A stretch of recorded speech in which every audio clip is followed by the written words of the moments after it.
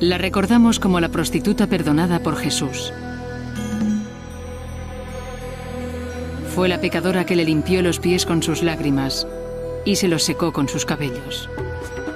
Se llamaba María Magdalena.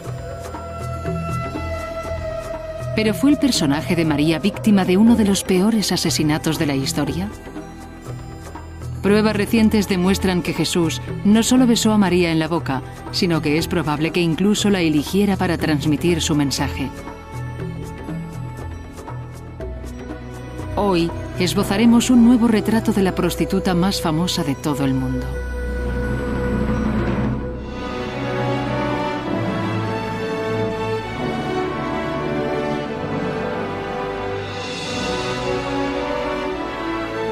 Misterios de la Biblia. La auténtica María Magdalena.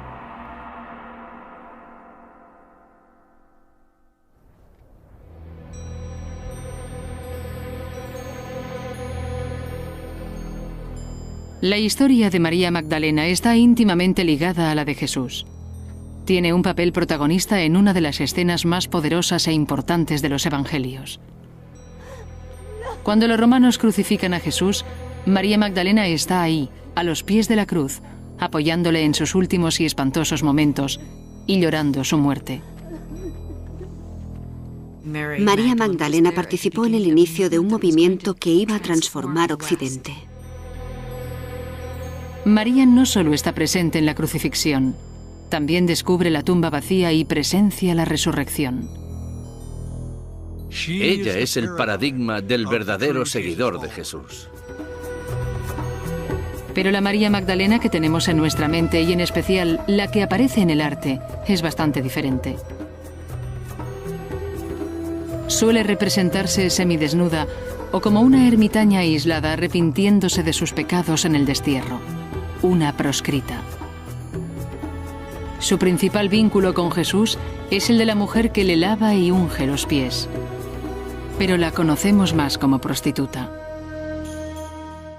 Toda la historia de María como prostituta que sucumbe al pecado y recibe el perdón es una imagen muy poderosa de la redención, una muestra de que no importa lo bajo que uno pueda caer, la redención siempre es posible. Actualmente existen nuevas pruebas que sugieren que María Magdalena fue una mujer muy distinta de lo que creíamos que fue. ¿Quién fue la verdadera María Magdalena?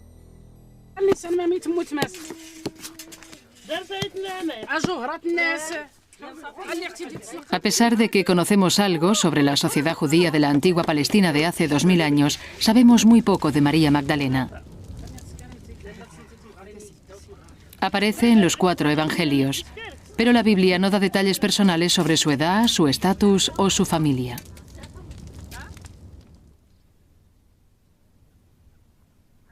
Su nombre, María Magdalena, nos da la primera pista sobre su verdadera identidad. Este sugiere que nació en una ciudad llamada Magdala. Sabemos que en la literatura antigua existe un lugar llamado Magdala.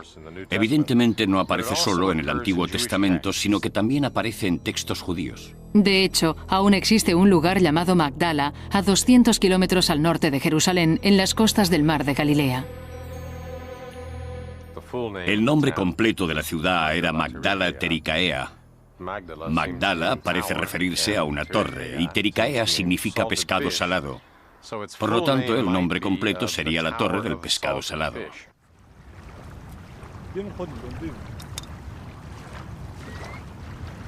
Y si el nombre de la ciudad era Torre del Pescado Salado, no es de extrañar que su actividad principal fuera la pesca.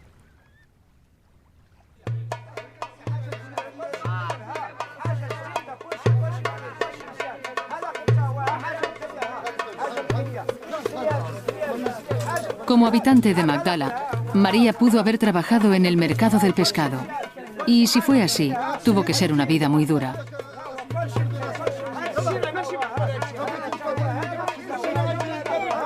¿Existe alguna prueba histórica que demuestre que María fue prostituta?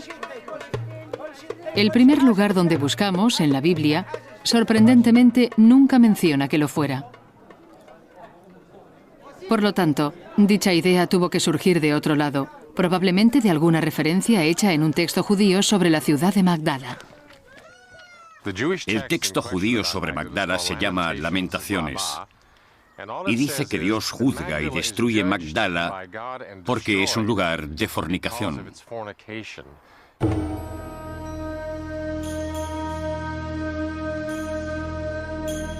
Esto podría explicar la mala reputación de María.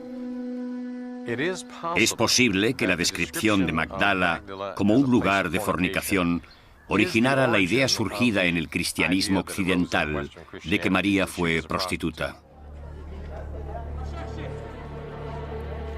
Una serie de presiones sociales podrían haber causado el declive moral de María. Sabemos que existían burdeles por todo el Mediterráneo, y Galilea probablemente no era ninguna excepción. Formaba parte del Imperio Romano, quien cargaba muchos impuestos sobre las familias, y las mujeres solían pagar el precio más alto. La conquista romana y el gobierno del Imperio Romano habrían tenido un impacto bastante importante en Galilea. Económicamente habría supuesto la implantación de más y mayores impuestos sobre la población, lo que habría generado una mayor presión sobre las familias. Es fácil imaginar las consecuencias de dicho endeudamiento a medida que las familias se habrían empezado a desintegrar. Podemos incluso imaginar que las familias mandaban a las niñas como esclavas para pagar sus deudas.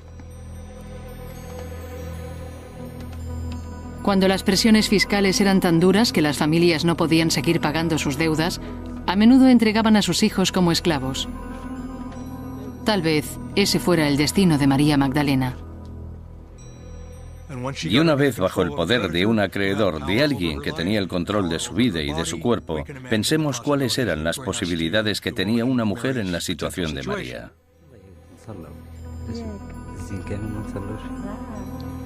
Con un trasfondo tan duro, nos resulta difícil imaginar que María podría haber sido prostituta. Pero el indicio es puramente circunstancial. Su nombre, de Magdala, podría referirse a otra cosa completamente distinta.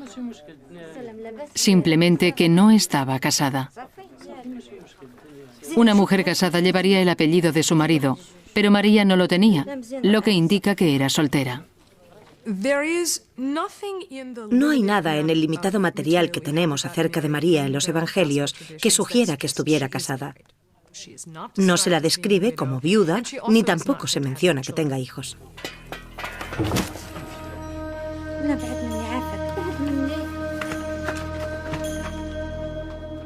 Hace 2000 años se sospechaba de las mujeres solteras. Tal vez esto aislara a María, aunque no explicaría del todo su mala imagen.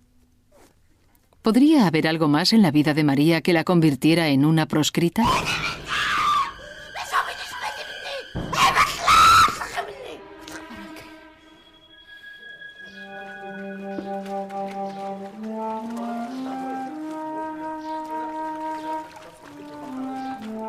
El Evangelio de Lucas nos dice que Jesús sacó a 7 demonios de María, lo que significa que estaba poseída por espíritus malignos.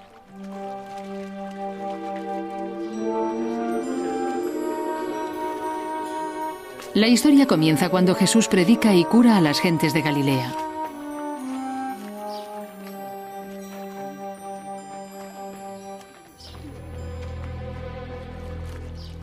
A Jesús se le conocía como un exorcista. En todos los evangelios, una de las principales actividades que Jesús lleva a cabo en la renovación de Israel son los exorcismos, las curaciones y la predicación de que el reino de Dios está a nuestro alcance.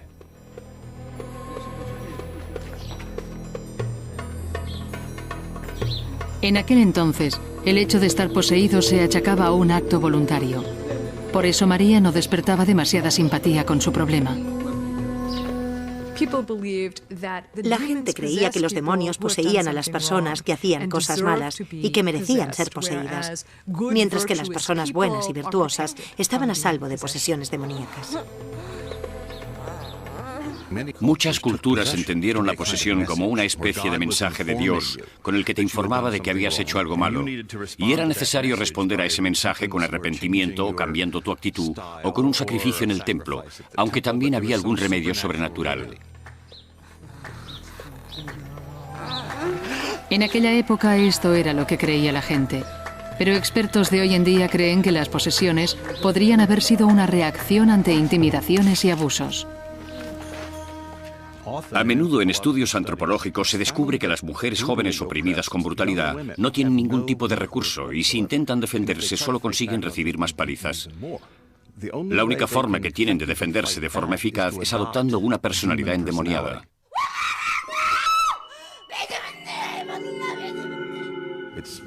Es algo parecido a la locura como defensa, o dicho de otro modo, el demonio me hizo hacerlo. Es posible que María Magdalena luchara contra opresiones y se defendiera con personalidades demoníacas. Y si era así, esto podría explicar por qué María estaba soltera.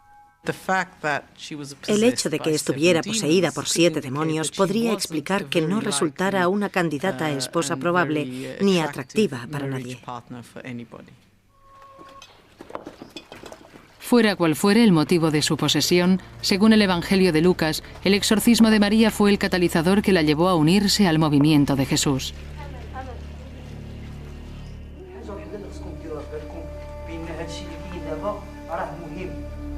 Como mujer soltera, María no tenía nada que perder dejando su hogar, y tal vez el mensaje de Jesús era justo lo que había estado buscando.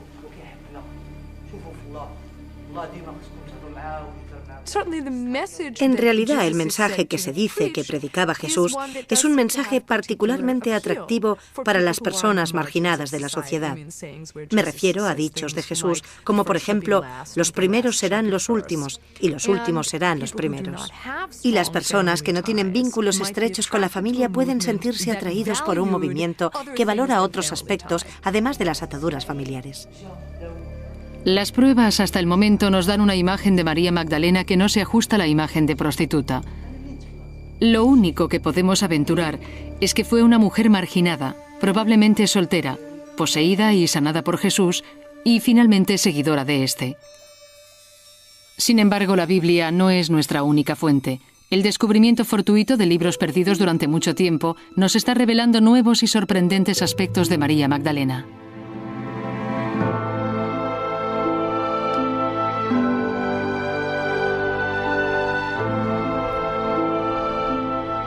En el año 1945, en Nag Hammadi, al sur de Egipto, 2 hombres encontraron una tinaja de barro sellada. Con la esperanza de haber descubierto un tesoro, decidieron romperla para abrirla. Dentro descubrieron una gran cantidad de libros antiguos.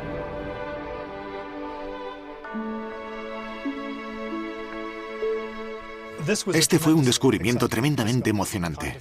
La clase de descubrimiento con la que los arqueólogos y los historiadores del cristianismo antiguo sueñan. Nunca recibieron tanta atención como, digamos, los manuscritos del Mar Muerto. Todo el mundo los conoce, pero estos otros han resultado ser mucho más importantes para escribir la historia de los comienzos del cristianismo, porque son un auténtico arsenal de textos cristianos. Mientras que los manuscritos del Mar Muerto revelan parte de la historia judía, los libros de Nag Hammadi nos cuentan cosas sobre los primeros cristianos. Se escribieron en copto, la lengua del primer Egipto cristiano. Dado que la mayoría de los textos cristianos antiguos se habían perdido, este descubrimiento fue excepcional.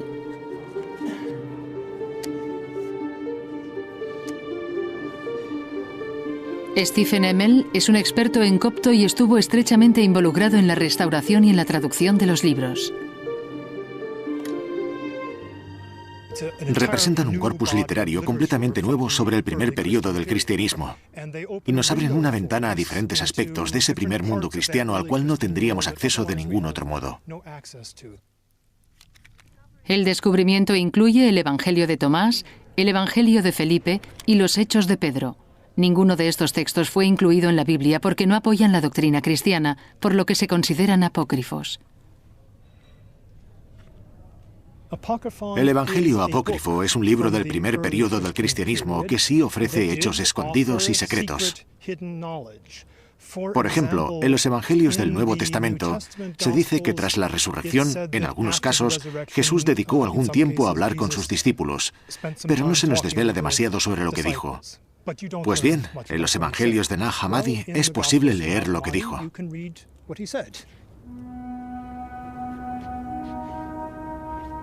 A pesar de no estar en la Biblia, los expertos siguen creyendo que proporcionan ideas interesantes sobre la historia del cristianismo.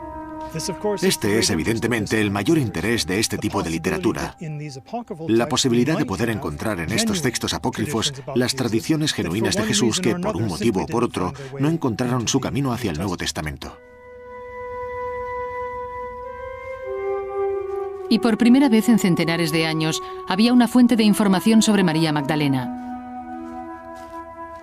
Sin embargo, estos libros también revelan algo sorprendente acerca del porqué de su presencia en el círculo de Jesús.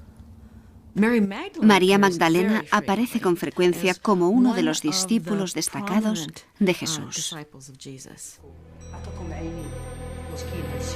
En algunos pasajes en los que Jesús mantiene conversaciones con sus discípulos, María Magdalena hace preguntas interesantes, mientras que los demás discípulos parecen confundidos.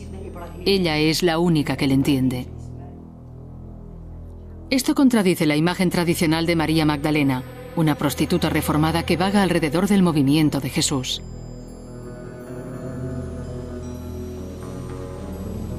Pero las sorpresas no acababan aquí. Uno de los documentos que se descubrieron en Nag Hammadi fue el Evangelio de Felipe. En él, María Magdalena es una figura clave. Este ha sido la causa de una de las afirmaciones más controvertidas que jamás se hayan hecho sobre ella. Durante su largo entierro en el desierto, algunos de los libros sufrieron el ataque de las hormigas. En este evangelio, las hormigas hicieron un agujero en un punto crucial.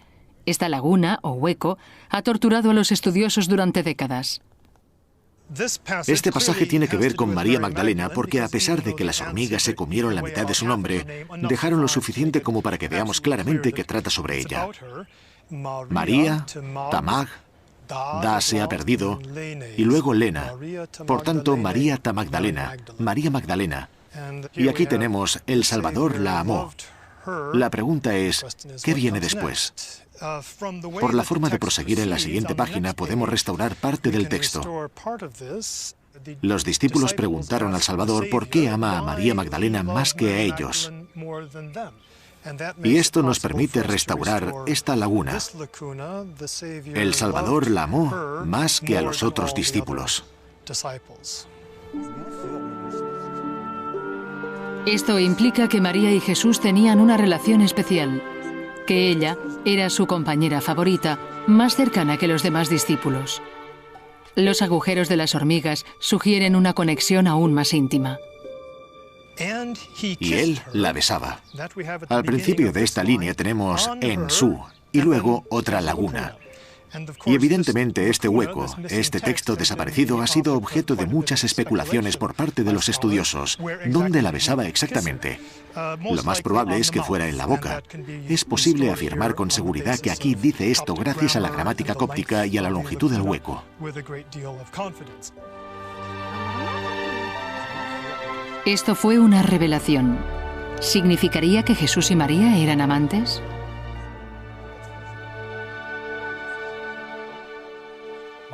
Mi propia noción de quién pudo ser Jesús probablemente habría excluido relaciones realmente íntimas con cualquier persona. Él era alguien que ya vivía con un pie en el otro mundo y además la mayoría de sus contemporáneos que sucumbían a dichos comportamientos mundanos eran considerados hipócritas. Y no creo ni por un segundo que Jesús fuera un hipócrita.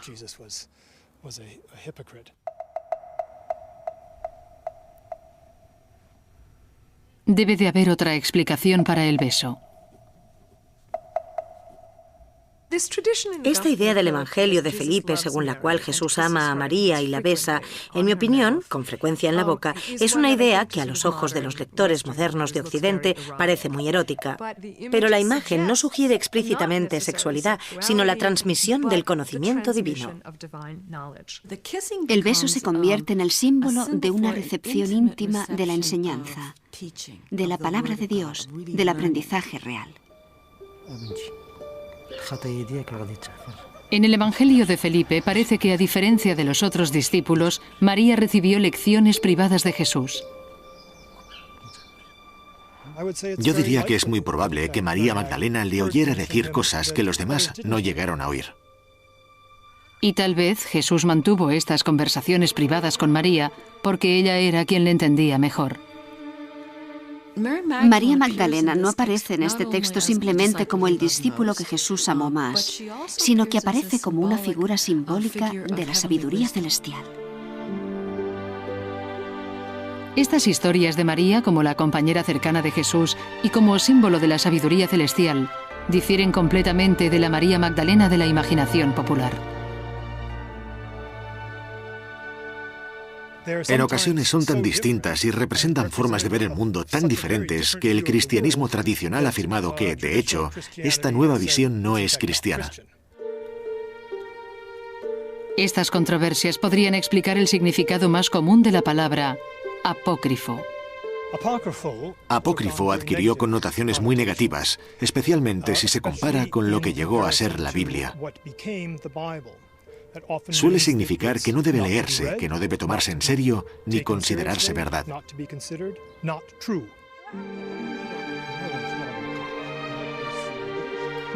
Muchos consideran los contenidos de estos libros leyendas. ¿Podemos creernos el Evangelio de Felipe? ¿Fue María realmente la compañera más cercana de Jesús? Existen otras pruebas que demuestran esto, y algunas de ellas aparecen incluso en la misma Biblia.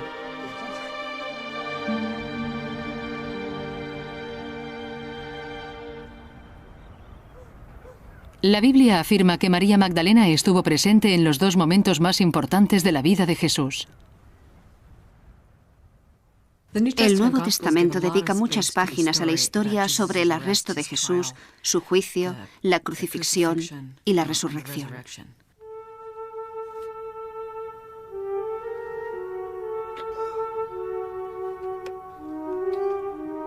Un grupo de mujeres, incluyendo a María, estuvo presente en la crucifixión. En la crucifixión aparecen María Magdalena y otras mujeres. Los discípulos han huido empujados por el miedo. Las mujeres se han quedado con Jesús, están ahí como testigos de la crucifixión.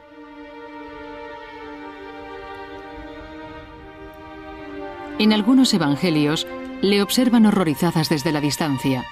En otros, lloran a los pies de la cruz. El Evangelio de Juan dice que dieron de beber a Jesús e imaginamos que fue alguna de las mujeres, tal vez María.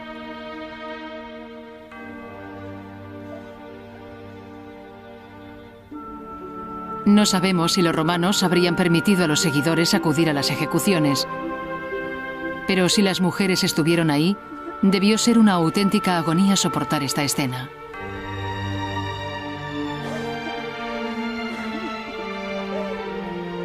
El sufrimiento de Jesús se prolongó y finalmente el hombre cuyas enseñanzas habían transformado la vida de María murió. Y tal vez muriera también su movimiento. Sin un líder, los seguidores podrían fácilmente haber caído en el desorden y el colapso total.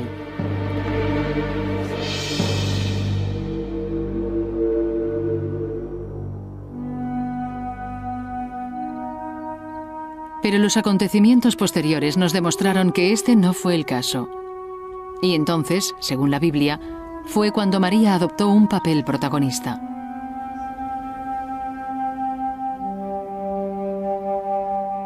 Después de su muerte, el cuerpo de Jesús fue enterrado en una tumba cavada en las rocas. Se nos ha contado que María Magdalena fue una de las mujeres que veló la tumba de Jesús. No resulta difícil imaginar la aflicción que debió sentir al ungir el cuerpo de su Mesías.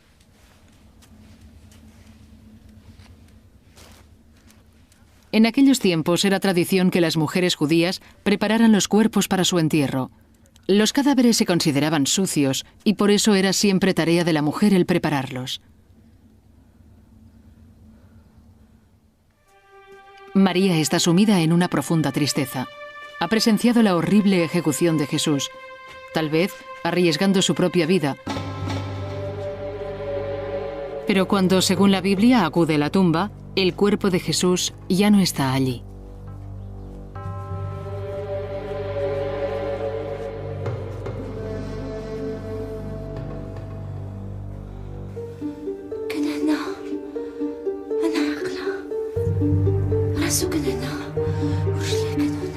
El mayor relato sobre el rol de María tras descubrir la tumba vacía lo encontramos en el Evangelio de Juan. María queda en estado de shock y corre al lugar donde se encuentran reunidos los discípulos para contarles lo sucedido.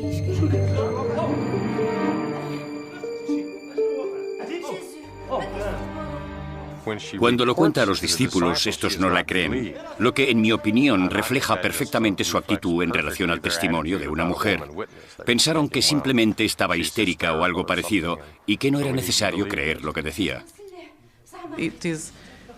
Es bastante comprensible que los discípulos se negaran a creer a María. Era una mujer, y yo añadiría, una mujer que hasta hacía muy poco se había considerado loca de atar.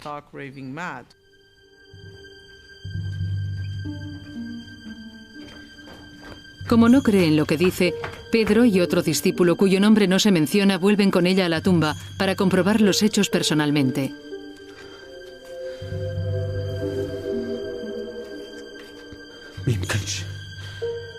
Al ver el lienzo con el que habían enterrado a Jesús abandonado en la tumba, Pedro reacciona con rabia y consternación.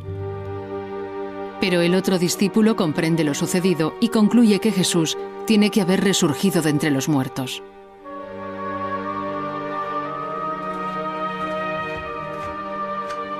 Los dos salen al exterior sin mirar de nuevo a María.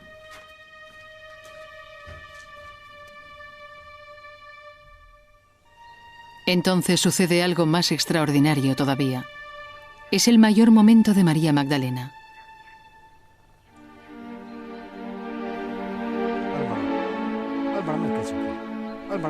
María se encuentra sola cuando alguien le pregunta por qué llora. Ella cree que es el jardinero y responde: se han llevado el cuerpo de mi señor y no sé dónde está.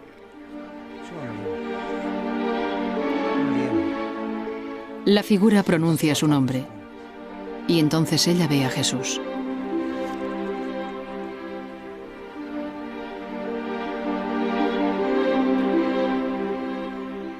María queda impresionada y dice: Maestro, y se avanza para alcanzarle. Pero él la detiene y le dice: no me toques. Su misión ahora es ir al encuentro de los demás y decirles que Jesús ha resurgido de entre los muertos. Es un momento asombroso. Jesús está de pie ante ella y aún así está más allá de su alcance.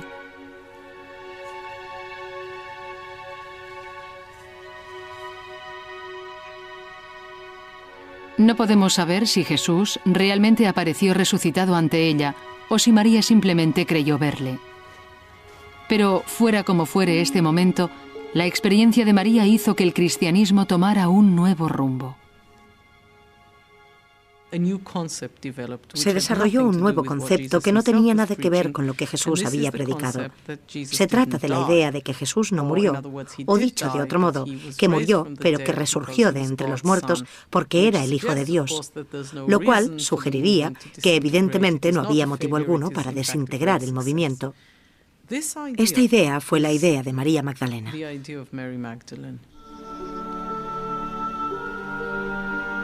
La resurrección de Jesús fue el momento crucial del cristianismo. Fue el momento en el que pasó de ser un movimiento pequeño a convertirse en una religión completamente nueva. María Magdalena fue una figura clave en esta transformación. Podrían pensar que, como mínimo, María tuvo que ser reconocida como un apóstol más, uno de los primeros misionarios que fundaron la religión, puesto que cumplía todos los requisitos explicitados en la Biblia. Y si nos fijamos en el Evangelio de Lucas, este afirma claramente que para convertirse en apóstol es necesario haber participado en la maestría de Jesús, haber presenciado su muerte y resurrección y ser capaz de salir y predicar el verdadero Evangelio que él dejó como legado.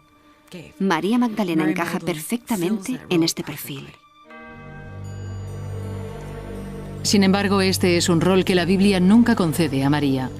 En ningún punto del Nuevo Testamento se menciona a María Magdalena como apóstol.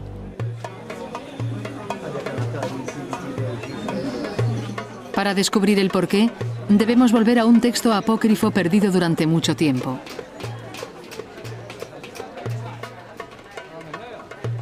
En un bazar del Cairo, en el año 1896, un estudioso alemán encontró por casualidad un antiguo y curioso papiro. Tenía tapas de piel y estaba escrito en copto, la lengua antigua del primer Egipto cristiano. Pero los orígenes de este libro eran muy misteriosos. Desgraciadamente no sabemos casi nada sobre el descubrimiento del manuscrito. La historia que se contó en su momento fue que el manuscrito apareció en Akhmim, en el norte de Egipto, y que se había encontrado en un nicho en una pared. La ciudad de Akhmim era el hogar de una comunidad cristiana perseguida durante los primeros siglos. Por tanto, es probable que el documento fuera escondido por un monje mártir y hereje. Tras examinarlo con más detenimiento, el texto se reveló como algo realmente importante. Era el Evangelio de María. Al igual que los libros encontrados en Nag Hammadi, el Evangelio según María también se consideró un texto apócrifo. La historia que contiene empieza algo después de la resurrección. Los discípulos acaban de tener una visión de Jesús. Jesús ha animado a sus discípulos a que salgan a la calle y prediquen sus enseñanzas, pero ellos tienen miedo de hacerlo porque Él murió por ello. Y responden que si le mataron a Él, también les matarían a ellos. Y es María, y me refiero a María Magdalena, está bastante claro, quien da un paso adelante y dice: no os preocupéis, Él prometió estar con nosotros para protegernos. Por tanto, ella fue la única capaz de dar el paso y permanecer tranquila, sin sentir miedo. También afirma que fue ella quien abrió sus corazones a la bondad para que pudieran empezar a comentar las palabras del Salvador. En libros como el Evangelio de Felipe, María se presenta como un símbolo de sabiduría. Sin embargo, en el Evangelio de María, ella es la responsable y la que transmite las enseñanzas de Jesús a los discípulos. Anteriormente solo se nos había dicho que era sabia. En este Evangelio lo comprobamos nosotros mismos.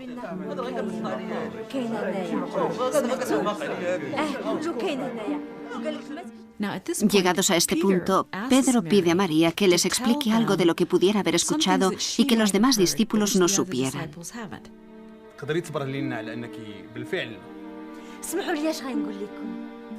Y ella dice: sí, os diré todo lo que os ha sido ocultado. Entonces les habla de su visión de Jesús y de la conversación que mantuvo con él. De acuerdo con el Evangelio, María relata los detalles de dicha conversación que trató sobre el desarrollo espiritual y la larga vida de las almas siempre en combate contra el demonio. Sin embargo, es aquí donde surge la controversia y Andrés interviene y dice: bien, no sé qué pensaréis vosotros, pero todo esto me parece muy extraño y tengo la sensación de que nos está transmitiendo enseñanzas distintas a las del Salvador. Este fue, sin lugar a dudas, un tema de disputa. Al menos había un discípulo que dudaba de la veracidad de las palabras de María, y lo peor aún estaba por llegar.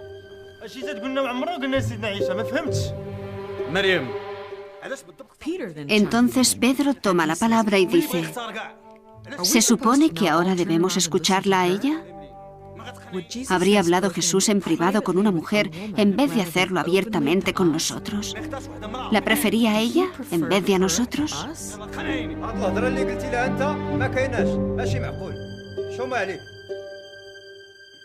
Mateo defiende a María y apacigua el ataque de Pedro contra ella. De acuerdo con el texto, el problema de Pedro era el hecho de que Jesús hubiera escogido a María y no a los demás discípulos para interpretar sus enseñanzas. Pedro ve a María como una rival al liderazgo del grupo. Se la describe como el discípulo que comprende realmente, o si lo prefieres, que entiende realmente lo que sucede y las enseñanzas. El texto deja claro que lo que la califica como líder del grupo es su madurez espiritual.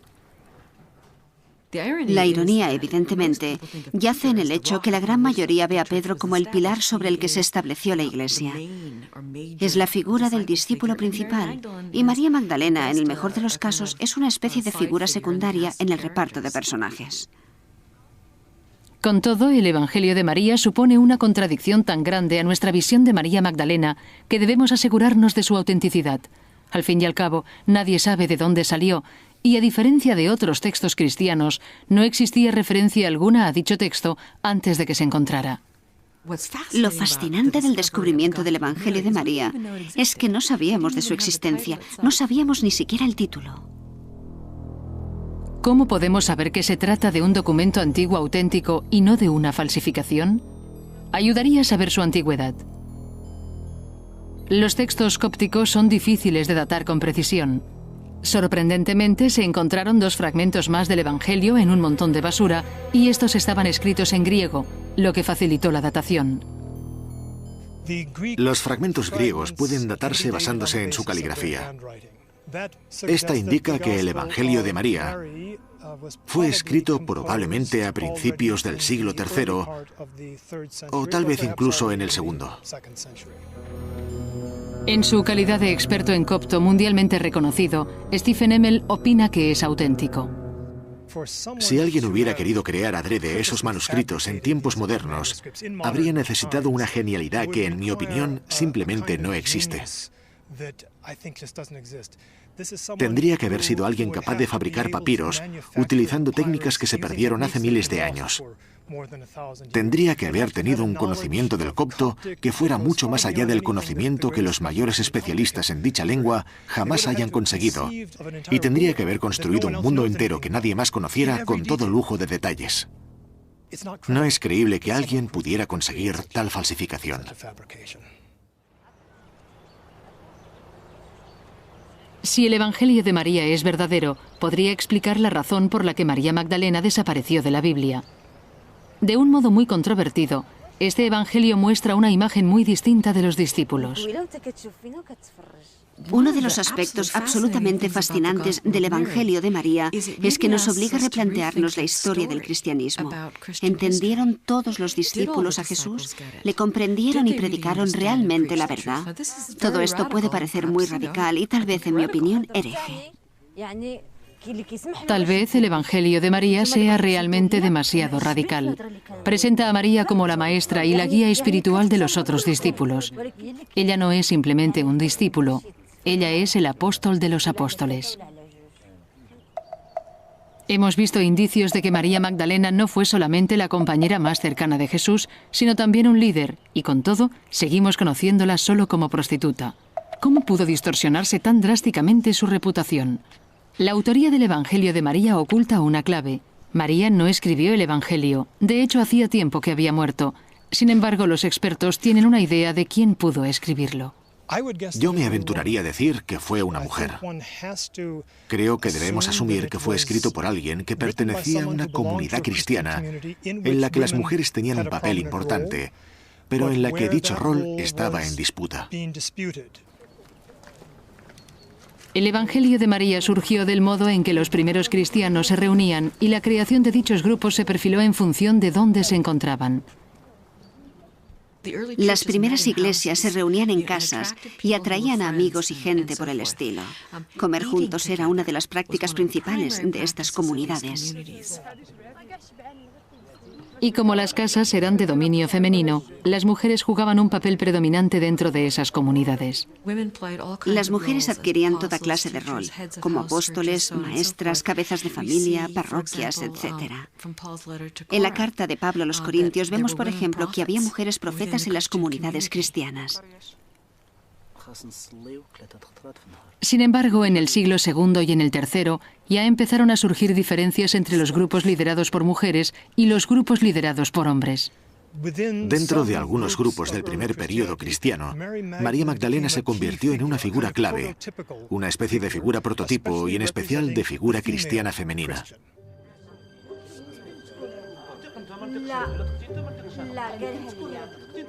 María representa a las mujeres en general en contraposición al conjunto de hombres.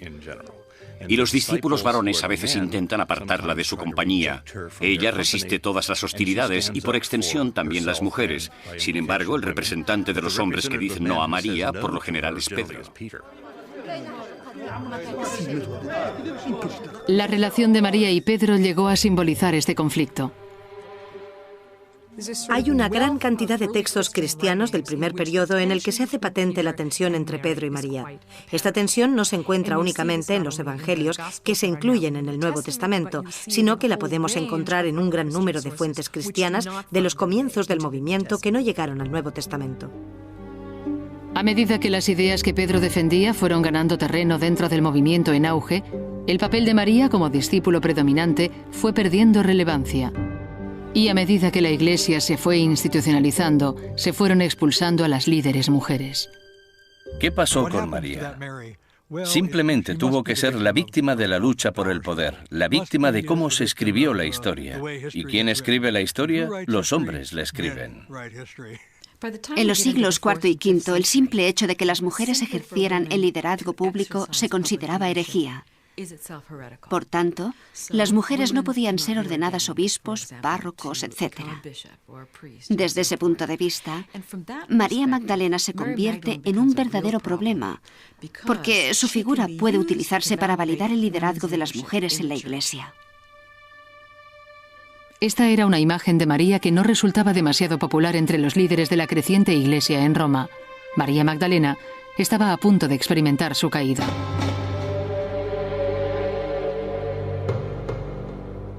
La Iglesia cristiana quería limitar la doctrina religiosa a la Biblia. Por lo tanto, tenía que deshacerse de todas las ideas no ortodoxas. Evidentemente, los libros de Nag Hammadi y el Evangelio de María formaban parte del problema y, por tanto, desaparecieron. Debemos suponer que en el siglo IV había gente que tenía esos libros y esos documentos. Los oficiales de la Iglesia predicaban entonces: no leáis esos libros, no los compréis. ¿Qué debían hacer con ellos? Tal vez algunos pensaran en tirarlos o en quemarlos. O tal vez alguien diría: los esconderé en alguna parte y quizás los recupere más adelante. Y si no los recupera, pues quedarán olvidados en el desierto. Sin embargo, esconder los textos no enterró a María Magdalena. No podían eliminarla de las historias de Jesús porque ya había aparecido como una de sus seguidoras en los 4 evangelios. Por tanto, tenían que encontrar otro papel para ella. Lo que necesitaban era una historia alternativa para María Magdalena. Por tanto, lo que presenciamos es la invención de la historia de María como prostituta, y en mi opinión no se trató de un acto sin malicia. De hecho, si examinamos con detenimiento la Biblia, descubrimos una verdad alarmante. El hecho de que María Magdalena pasara a ser conocida como la prostituta más famosa de todo el mundo tiene que ver con cierta lectura de los evangelios. Hay muchas mujeres con el nombre de María en los evangelios y, desgraciadamente para María Magdalena, ella es una de tantas. Esto hizo posible que la recolocaran erróneamente en otro papel, en el papel de la mujer pecadora que nos es tan familiar. Lo que vemos es que la mujer que ungió a Jesús en Lucas 8, que recibe el nombre de la pecadora, unge a Jesús con su perfume y le seca los pies con sus cabellos mientras llora. Esta María se asocia luego con la María del Evangelio de Juan, que es la hermana de Marta y la que prepara a Jesús para su entierro. Esta María se confunde de nuevo con María Magdalena, con lo que María Magdalena se convierte en la pecadora que ungió a Jesús. Y de ahí solo hay un paso hasta identificar a María Magdalena con todas las pecadoras sin nombre que aparecen en los Evangelios. La cuestión era que si se trataba de una mujer, ¿qué clase de pecadora podría ser? Y decidieron que sería una prostituta, porque ese es el pecado típico que cometen las mujeres.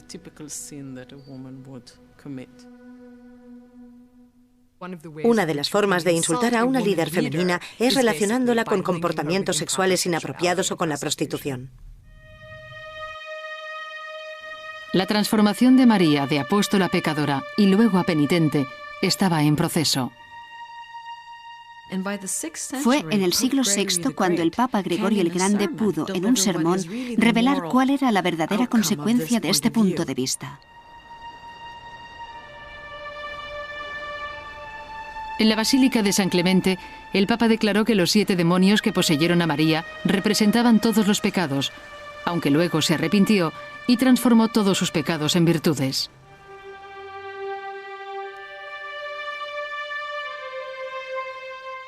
Así, María Magdalena, la apóstol principal, se convierte en María Magdalena, la prostituta arrepentida. María Magdalena tenía un nuevo rol. La cada vez más poderosa Iglesia animaba a los que se convertían a la fe cristiana a confesar sus pasados pecaminosos, y María era el modelo ideal para ello. Se convirtió en una figura muy importante porque podían utilizarla para demostrar que las mujeres necesitaban arrepentirse, que el pecado de la mujer era sexual, y para compararlas con la Virgen María. Se convirtieron, junto con Eva, en la base para la comprensión de las mujeres y de la sexualidad femenina en Occidente. En su papel de penitente, María Magdalena seguía teniendo muchos seguidores leales. Pero desgraciadamente su reinvención como pecadora dejó una astilla clavada en su nombre. Afirmar que es prostituta no es una afirmación positiva, ni siquiera en una tradición en la que la penitencia se considera algo muy importante y en la que el arrepentimiento se ve como algo que deberían experimentar todos los seres humanos. La Iglesia Católica añadió un día en el santoral con el nombre de María y también le dedicó iglesias. Pero siempre fue el santo que representó el arrepentimiento. Tal vez sea el momento de revisar el legado de María. Deberíamos recordarla no solo como una seguidora de Jesús, ni como alguien que tuvo una visión de Jesús, sino como alguien que probablemente fue el líder de los inicios del movimiento cristiano. Creo que también deberíamos recordar la historia sobre cómo la convirtieron en prostituta, porque esa historia puede enseñarnos mucho de muchas formas, pero no es ella. Deberíamos verla como alguien que jugó un papel muy importante en el movimiento de Jesús. Debemos tener en cuenta que fue testigo de la crucifixión y de la resurrección. Ella y otras mujeres estuvieron con él desde el principio, y más adelante fue la figura opuesta a Pedro. Suponemos que fue una figura tan importante como los otros 12. María Magdalena pudo en algún momento ser tan relevante como los otros apóstoles, aunque nunca ocupó el lugar que le pertenecía entre ellos, ni como creen algunos expertos, gozó de la credibilidad que merecía.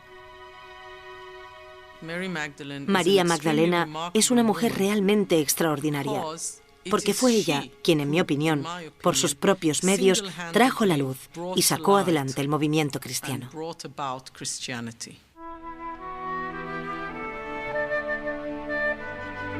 En 1969, la Iglesia Católica reconoció que María Magdalena había sido injuriada.